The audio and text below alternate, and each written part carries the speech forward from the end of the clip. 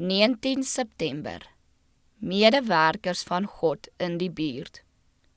Verdedigers van die geloof.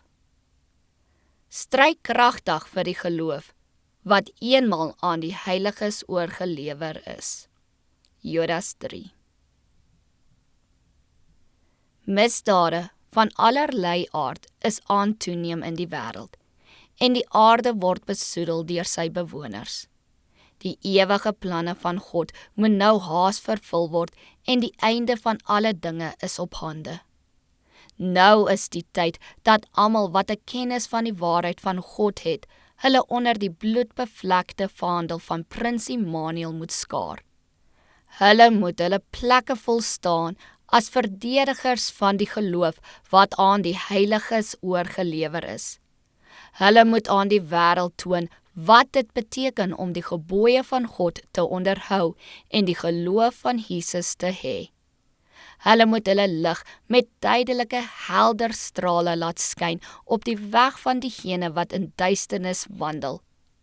Die stryders vir Christus moet skouer aan skouer staan, getrou aan die waarheid, verdedigers van die wet van Jehova.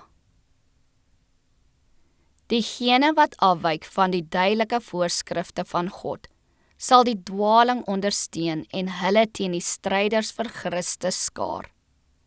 Hulle sal toon wie hulle leier is deur die wyse waarop hulle die waarheid van God sal teestaan en die dwaling op die gewete sal afdwing deur middele van dwangwetgewing. Dit is nou die tyd om 'n besliste standpunt vir die waarheid in te neem.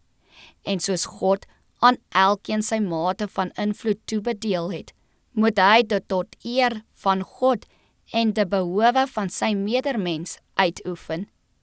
Nie een van die getroue rentmeesters van Christus sal in 'n tyd soos hierdie ledig wees of tevrede wees om net vir homself te lewe nie.